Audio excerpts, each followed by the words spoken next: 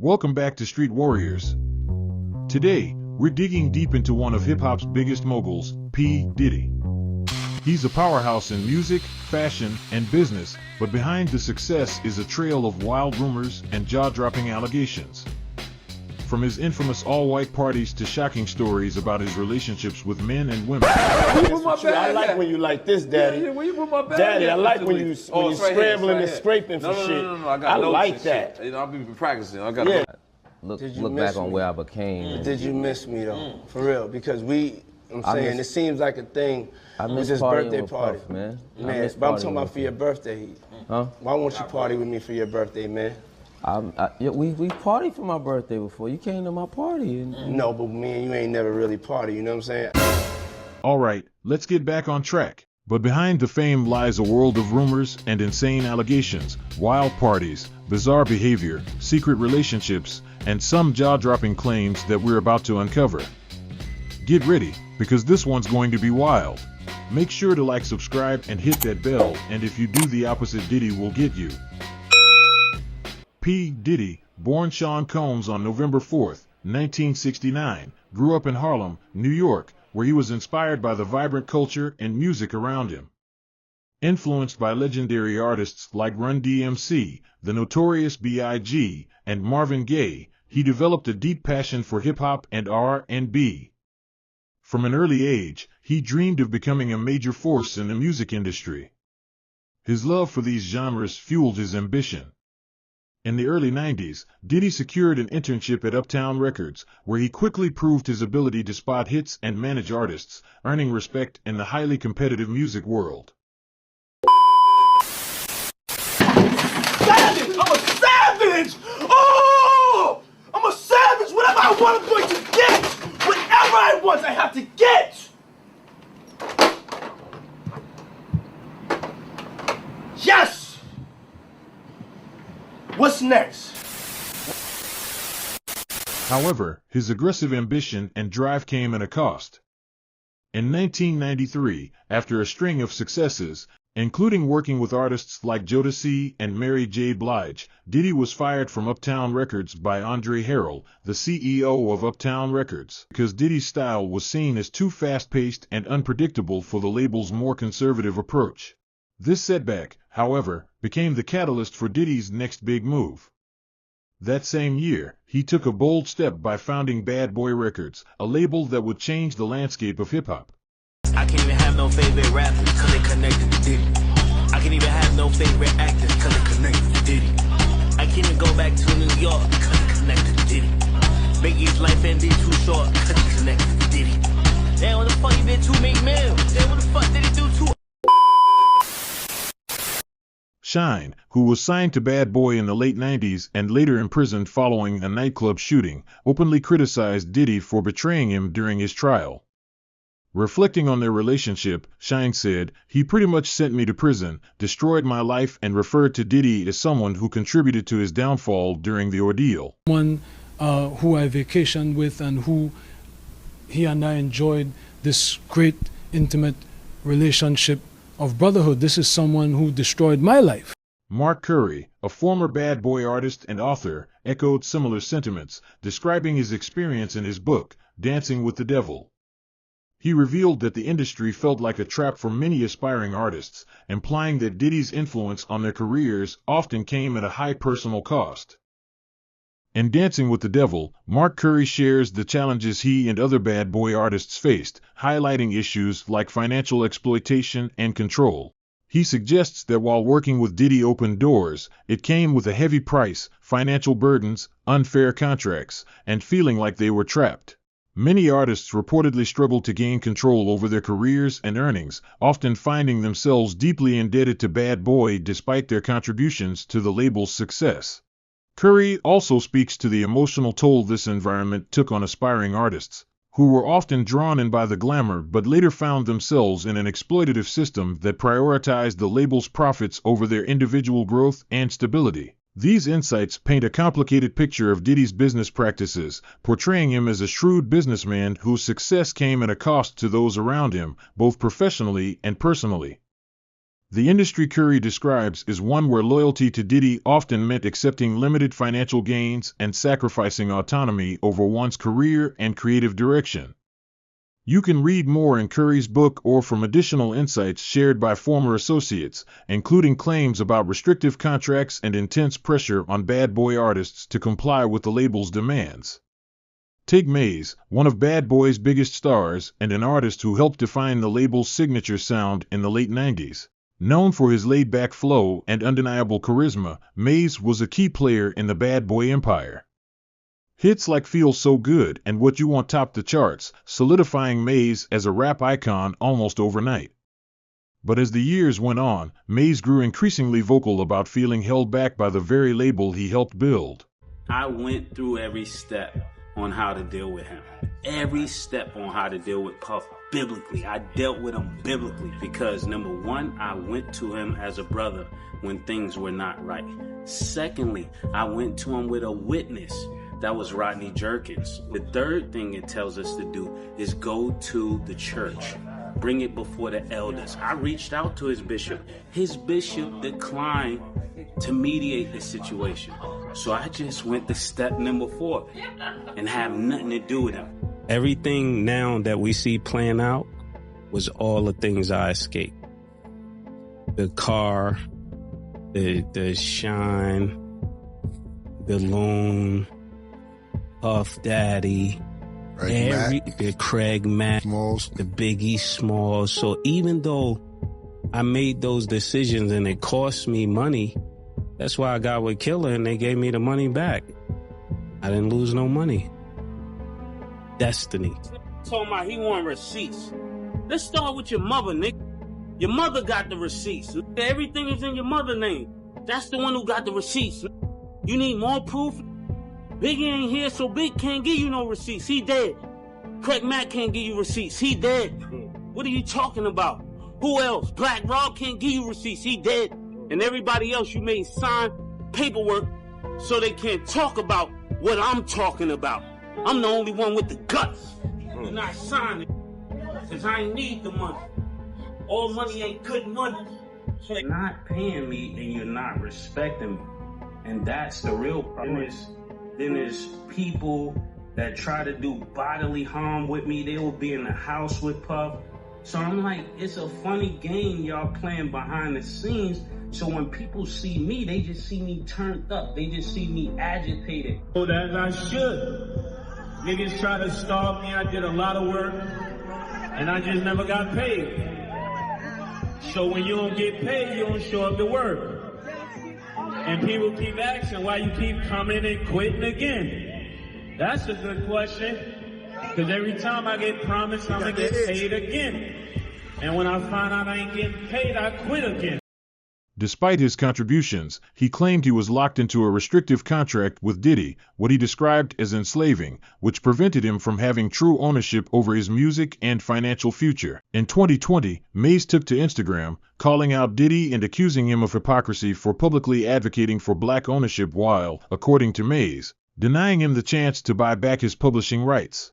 Maze even made a $2 million offer to regain control of his music, but Diddy reportedly turned him down, saying he'd only consider it if Maze matched the higher price offered by the European guy, allegedly a non-black investor. Maze didn't hold back, responding publicly, "You sell us our own stuff back at a premium, we're not buying that anymore." And Maze wasn't alone. The Lox, another hip-hop group under Bad Boy, also became vocal about their frustrations, going so far as to take their complaints to the radio. They openly called out Diddy for what they claimed were one-sided contracts, describing how they, too, felt trapped in deals that didn't yield fair financial returns. Their feud with Diddy got so intense that they coined the phrase "Free the Lox" and appealed directly to fans, asking the public to pressure Diddy to release them from their contracts. With both Maze and the Lox speaking out, the tension around Bad Boy only grew, casting a shadow over Diddy's empire and adding layers to his already complex reputation. Fans and industry insiders found themselves split, some commending Maze and the Lox for standing up, others wondering if true resolution could ever come. In Maze's words, "It's not about the money, It's about me having control over my own legacy. And for the Locks, it was about freedom. Together, their voices ignited a conversation about power, ownership,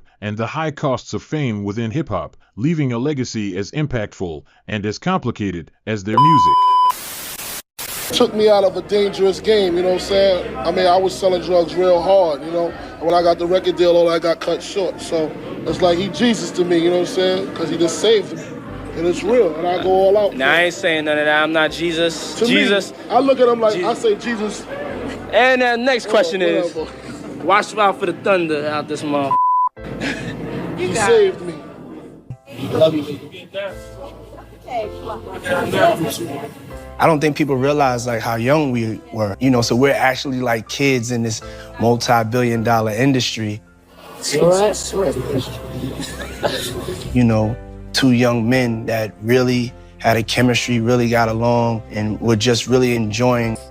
There was a genuine connection there, a genuine care. It's all good.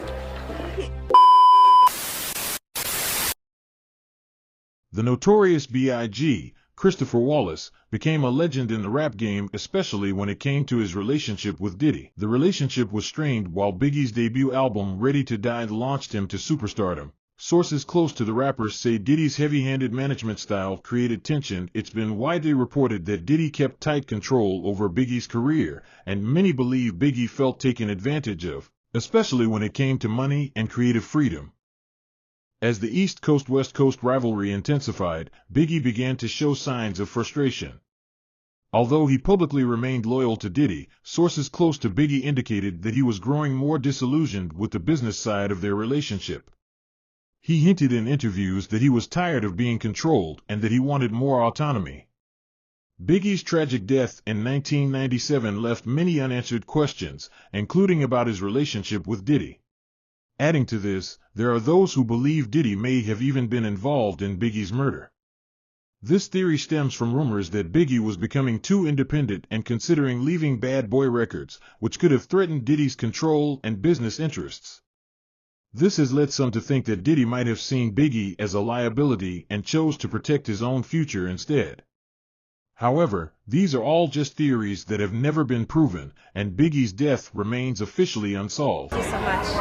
I wanted to ask you, can't wait to see 3 a.m. Yes. The controversy. Yeah. How can we get a tape of this? Oh, I'm going to send it to you. I will email it to you. Email me the whole thing. Yes, I love yes, it. I love that you're constantly crushing the glass ceiling, or crushing the black ceiling. Yes. You're one of the first. One of the first. You know, I'm blessed to be in this industry. Yes, and you're I blessed. just try to blend it with my artistry. Yeah, and you create that. I'm thrilled. I want to see that like tomorrow, 8 p.m. Send it to me at 3 a.m. in the morning, okay? Yeah. Cassie Ventura and Diddy shared a high-profile, on-and-off relationship that spanned over a decade. They met in the mid-2000s when Cassie signed to his Bad Boy Records label, and their professional connection quickly turned personal. Despite Cassie's early success with her hit single Me and You, many industry insiders have hinted that Diddy's influence may have impacted her career. A former associate of Cassie shared, Cassie had the talent, but her career didn't seem to move forward the way it should have. She was caught up in his orbit, and it often felt like she was overshadowed. Cassie, despite being a rising star, saw her career stall after her debut. Sources close to her pointed out that her second album was delayed several times, with speculation that Diddy's focus on his own ventures impacted her path. Some suggest he prioritized his own projects, leaving Cassie waiting in the wings for years. Throughout their relationship, Cassie was often seen by Diddy's side at events, but insiders say that the dynamic was not always as it seemed. A former assistant to Cassie noted, she was always supportive of Diddy, but it was clear she was ready for something different. There were also stories about the level of control Diddy exerted over Cassie's life. Multiple sources reported that Diddy had specific expectations for her appearance, including always wearing white nail polish, something Cassie reportedly did to keep him happy. Some even claimed that this level of control extended beyond her image, influencing who she interacted with and where she went. Though the white nail detail may seem minor, insiders suggest it was part of a pattern, with Diddy reportedly setting rules and standards that affected Cassie's independence. This environment of control, according to people close to her, eventually led Cassie to consider her life outside of Diddy's influence. In 2018, after years of ups and downs, Cassie finally left Diddy, stepping away from both their relationship and the shadow of his control. She went on to marry Alex Fine, a personal trainer Diddy reportedly introduced her to, and has since welcomed 2 children with him. Now, in her new life, Cassie appears to have found the peace and freedom she once lacked.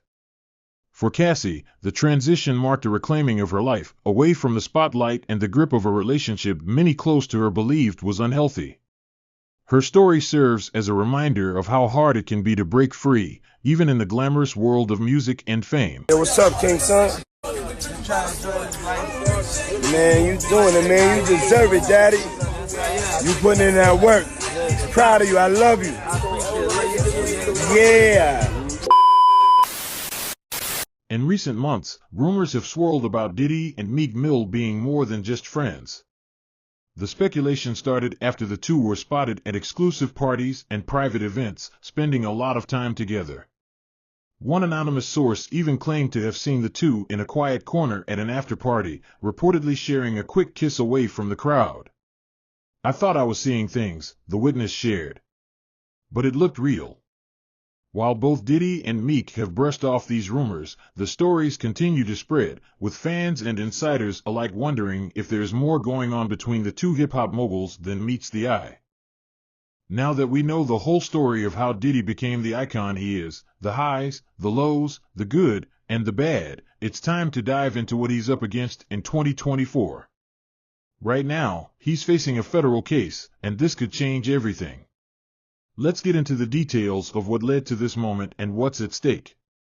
In September 2024, Sean Diddy Combs was arrested on federal charges that include sex trafficking, racketeering, and transportation for purposes of prostitution.